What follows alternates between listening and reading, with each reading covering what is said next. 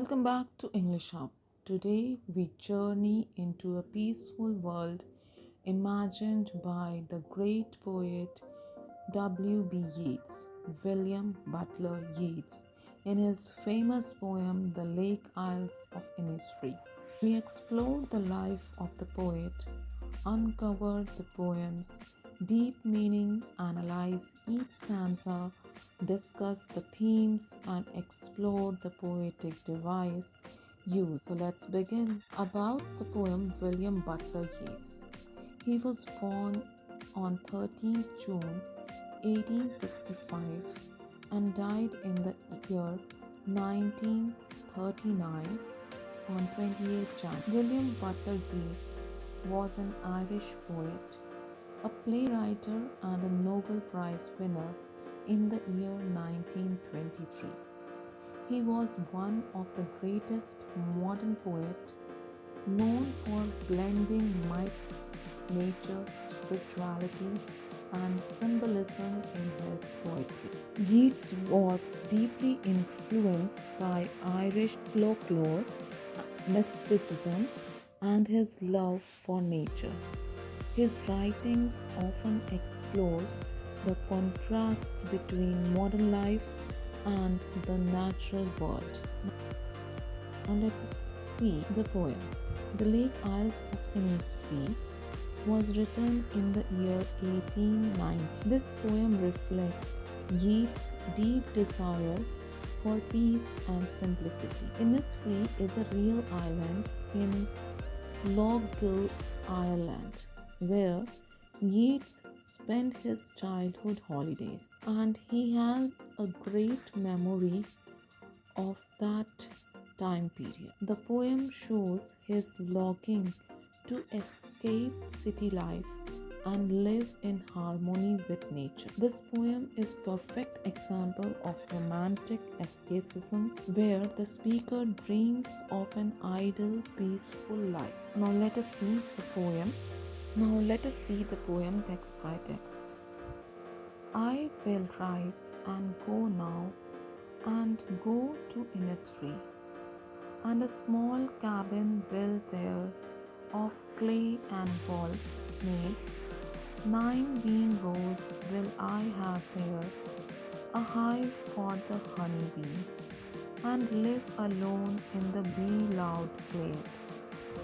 And I shall have some peace there, for peace comes dropping slow, dropping from the vales of the morning to where the cricket sings. There midnights all a glimmer, and noon a purple glow, and evening full of linen's wings. I will rise and go now, for always night and day, I hear lake water lapping with low sound by the shore. While I stand on the roadway or on the pavement grey, I hear it in the deep heart's core. Now let us see the explanation of the poem. Now let us see stanza by stanza explanation.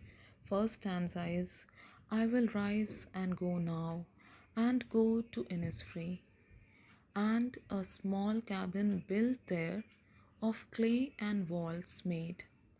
9 bean rows will I have there, a hive for the honeybee, and live alone in the bee-loud glade.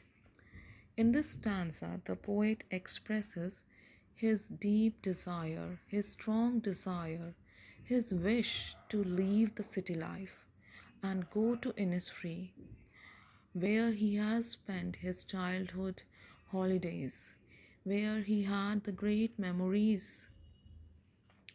He dreams to build a simple hut made from clay and sticks, and he imagines growing bean plant and having a beehive, a place where honeybee lives. The phrase bee loud glade suggests a place filled with gentle hum of bees, the gentle sound of bees, a symbol of natural harmony, a symbol of natural harmony and solitude. This shows that Yeats wants to live alone in peace with nature. He wants to move out from the city life and want to live in harmony with nature. The second stanza is, and I shall have some peace there, for peace comes dropping slow, dropping from the vales of the morning to where the cricket sings. There, midnight's all a glimmer, and noon a purple glow, and evening full of the linen's wings. In this stanza, the poet believes that peace will come slowly, gradually in Innisfree, but it will come. He describes the beauty of nature from morning to midnight to noon. He tells that morning mist where he can hear the crickets singing. In the midnight, it would be like a midnight glowing with a soft light. It may be coming from the stars and the moon. That glow of the moon and the stars that is not visible in the city life but can be seen in a village life, in a outer life. The noon will be in purple color, and the birds like linens flying at evening can also be seen. The nature's cycle is portrayed with gentle beauty, and musical imagery can be seen in this stanza. Yeats has beautifully described the life of Innisfree, that he wants that these things in his life will bring peace.